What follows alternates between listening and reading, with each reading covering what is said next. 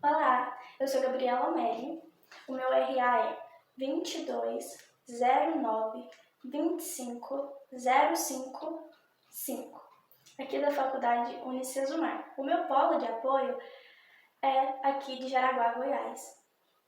E essa aqui é a disciplina Pregações e Práticas Ministeriais. E eu vou agora apresentar um sermão expositivo, que é a nossa atividade mapa, e o nosso texto base é João 15, do verso 1 ao verso 8. E o tema é Os salvos possuem obras. Eu quero começar falando a respeito de como Jesus falava ao povo. Jesus, quando ele ia se comunicar, ele falava através de parábolas. E a gente tem diversos exemplos, como das 10 virgens, da ovelha perdida, do grande banquete. Mas quando ele ia falar com os seus discípulos, ele falava de uma forma mais aberta, de uma forma menos ilustrativa. E no livro de João, a gente encontra a maior parte desses discursos feitos por Jesus. E numa noite antes dele ser levado preso, após eles terem tomado a Santa Ceia, Jesus ele fez uma série de exposições, consolando, instruindo, se despedindo, intercedendo pelos seus ali, porque logo ele seria preso. E uma das palavras que ele trouxe foi a respeito da dependência que temos para produzir boas obras e a necessidade que temos dela, que é a da videira verdadeira. E quando o Evangelho de João foi escrito, foi durante um momento de grande perseguição cristã. E o Elder Bruce escreveu assim a respeito do Evangelho de João, que ele é um relato escrito para os santos, é um evangelho especificamente para a igreja. E João confirma isso, confirma o seu propósito no final do livro, dizendo que esses escritos foram para que vocês creiam que Jesus é Cristo, o Filho de Deus, e crendo tenham vida em seu nome. Nos capítulos anteriores, em João 14, Jesus ele vai falar a respeito do amor e da obediência que nós temos que ter com Deus, e ele prometeu também enviar um Consolador, que é o Espírito Santo. E aí, no capítulo 15, ele vem e se declara a videira verdadeira. Só que, durante o Evangelho de João, Jesus ele afirmou ser alguma coisa por 7 vezes.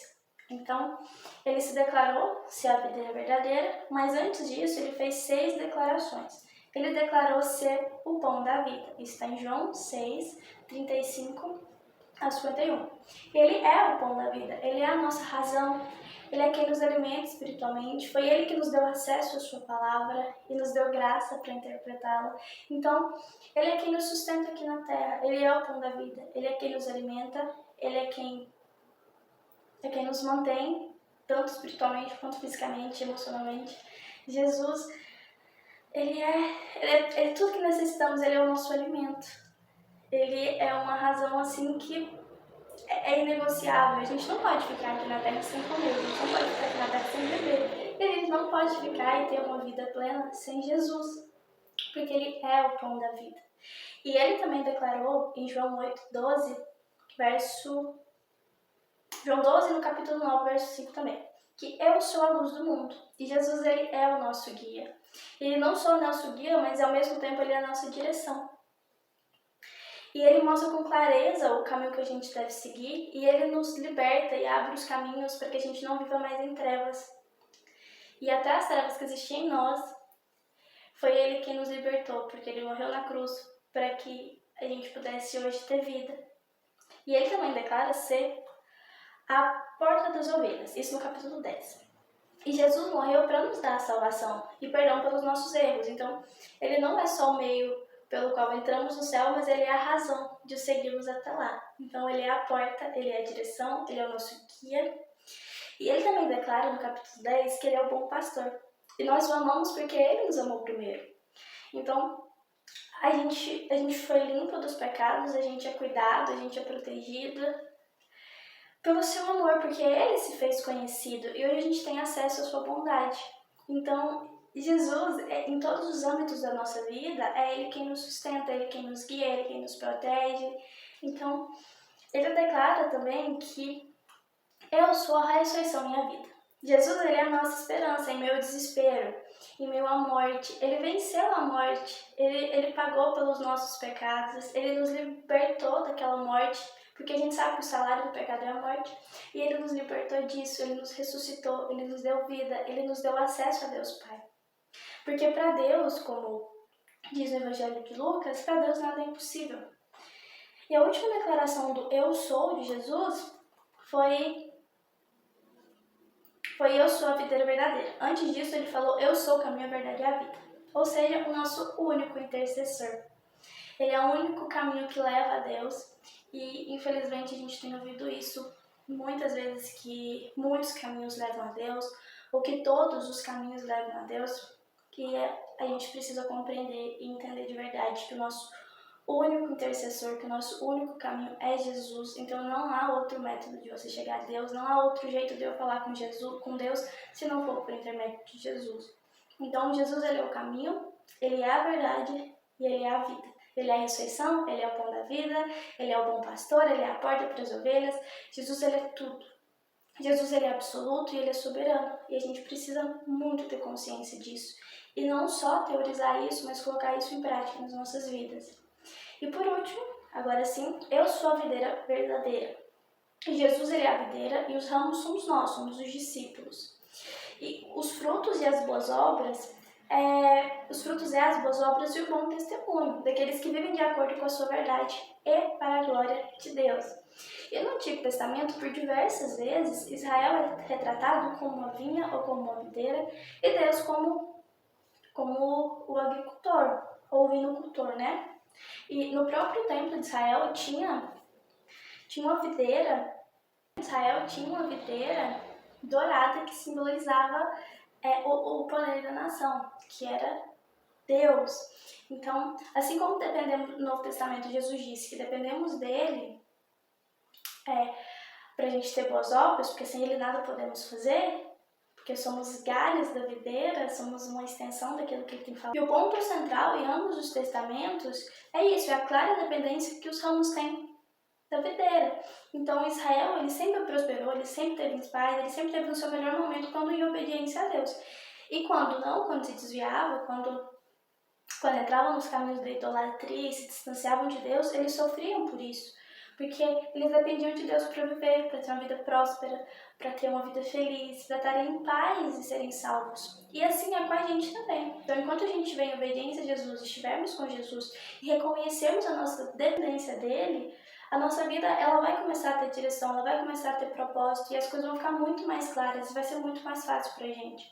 E todas as vezes que a gente sai do caminho, as coisas vão ficar mais difíceis, porque Jesus, ele é o caminho, ele é a vida, ele é a direção. E a gente precisa dele, e a gente precisa reconhecer essa dependência dele, porque muitas vezes durante a nossa vida, a gente vai criando a independência de Deus e vai acreditando nela. Porque, na verdade, a gente não está sendo independente, mas a gente crê nisso, a gente tem essa arrogância, e a gente não pode permitir que isso aconteça, porque somos criaturas, somos servos, somos pessoas que dependem de Jesus, a gente precisa reconhecer isso, a gente precisa compreender a nossa necessidade de salvação. Em João 15,4, Jesus diz que sem ele nada podemos fazer. E o Charles Spurgeon, ele comentou a respeito disso, olha, Jesus não diz você fará menos ou você fará o mínimo, mas ele diz, você nada pode fazer, nada de bom, nada de espiritual, nada de aceitável, se separado de Jesus. Nós não podemos fazer nada sem Jesus. A gente não tem uma vida sem Jesus.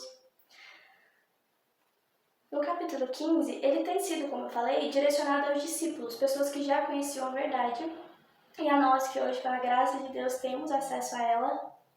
E ele serve de grande despertar espiritual, pois, como disse Mateus Henke, quanto mais frutos demos, mais abundaremos no que é bom e mais glorificaremos ao nosso Senhor. Se eu não me engano, foi Lutero que disse que tudo de mal que você vê em mim é meu e tudo de bom que você vê em mim é Jesus. Então, a gente não consegue ter uma vida boa, a gente não consegue se justificar, a gente não consegue ter boas obras e ser boas pessoas sem Jesus, porque sem Jesus nada podemos fazer. A gente E no verso 5, Jesus nos consola a respeito disso. Ele diz que tem o suporte, ele diz que é por meio dele que a gente vai fazer coisas boas. E ele nos exorta também nesse mesmo verso, porque sem mim nada podeis fazer. Então sejam humildes, porque sem mim vocês não podem fazer nada. Então, enquanto a gente estiver nele, produziremos obras de retidão. Enquanto reconhecermos ele como soberano, ele como nosso Senhor e Salvador, Jesus como Deus, o Deus que ele é. E são muitos os ramos e uma só videira. São muitos os eleitos de uma só igreja. Somente a igreja de Jesus. Somente Jesus. Ele é o caminho. Ele declarou ser eu sou. E ele está dizendo isso desde o início. Eu sou. E ele é. Somos criaturas dependentes. Somos criaturas amadas. Somos criaturas que fomos limpas e purificadas pelo seu sacrifício. Pelo amor dele por nós. No verso 5... E a gente precisa demonstrar a nossa gratidão a Deus pela salvação. E não é só pelo falar, mas é com obras. E a gente só vai produzir boas obras com Jesus, através de Jesus. Porque pela graça sois salvos por intermédio da fé. E isso não vem de vós, é dom de Deus. Não vem de obras para que vocês não se vangloriem. Então, não, a gente não vai fazer boas obras para ser salvos. A gente não vai ser boas pessoas para que a gente possa ser salvos. A gente vai ser despido do velho homem e vai ser o novo homem através da graça e da misericórdia de Jesus. Então, o que a gente precisa fazer? A gente precisa reconhecer, a gente precisa crer. Jesus não falou? Todo aquele que crê e for batizado será salvo? Todo aquele que crê que Jesus Cristo é o Messias, todo aquele que acreditar que Jesus é o nosso Salvador e compreender a nossa dependência dele, a necessidade de salvação, a nossa pequenez, a nossa insignificância, a soberania de Deus. Todo aquele que crê nisso, ele vai ser salvo. Então, a mudança de vida, essas boas obras, elas vão ser produzidas em nós através de Jesus. A gente precisa estar disposto, a gente precisa estar fazendo o mínimo que a gente pode fazer. A gente tem que ter ouvido de oração, a gente tem que buscar conhecer Jesus. E como é que a gente conhece Jesus? É através da sua palavra. Então, a gente precisa ter mais ânimo de pegar a nossa Bíblia, de lê-la, de conhecer Jesus, porque a nossa única fonte é a Bíblia. Então, a gente precisa da Bíblia, a gente precisa ter uma vida de oração, porque a gente só conhece uma pessoa se a gente conversar com ela, se a gente tiver uma vida de intimidade com ela. Então, a gente precisa orar, a gente precisa buscar e sermos despidos do velho homem e sermos um novo homem. Então, deve-se, pois, cada um examinar a si mesmo à luz da palavra, para a gente poder compreender e perceber e começar a mudar a nossa atitude ou passar a ter compreendendo o amor de Deus por nós, compreendendo. A Bíblia fala tanto a respeito do amor de Deus. O Evangelho de João, 1 João, 2, 3 João, é sobre o amor, é sobre Deus, é sobre nos arrependermos, é sobre a gente reconhecer a nossa pequenez, a nossa insignificância e a grandeza de Deus, o quão Ele é grande, misericordioso, poderoso, tanto para nos perdoar, para nos remir, para mudarmos de atitude e começarmos a viver daqui para frente uma vida com Deus. A gente só vai ter boas obras, a gente só vai conseguir ter um bom testemunho em Jesus, porque sem mim nada podeis fazer. E essa, lá em 1 João 2,25, e essa é a promessa que Ele nos fez, a vida eterna. E a gente pode confiar nisso. Jesus, Ele é o caminho, a verdade e a vida. A gente pode confiar nele, entregar a nossa vida a Ele e compreendemos com paz que a vontade de Deus é boa, perfeita e agradável. Pode ficar tranquilo, a gente pode entregar a nossa vida a Deus, a gente pode continuar aí firme e forte na presença de Jesus, porque Ele não vai nos abandonar. A gente tem que colocar as nossas ansiedades, os nossos medos nos pés de Jesus, que Ele vai nos livrar. Ele não vai dar para você ou para mim um fardo maior que a gente pode carregar. Então, a gente só vai ser bom, a gente só vai ter bons frutos, a gente só vai ter uma vida melhor se estivermos vinculados à videira que é Jesus. Eu quero muito agradecer a oportunidade que a faculdade me deu de estar aqui falando um pouquinho a respeito da palavra de Jesus. Muito obrigada por você que assistiu até aqui. E eu peço que Deus abençoe a sua vida. Que Jesus possa ter falado no seu coração assim como Ele falou no meu. Que a gente precisa mudar de atitude. Que a gente precisa reconhecer o quão grande e soberano Ele é. E que a soberania de Deus, ela não anula a responsabilidade humana.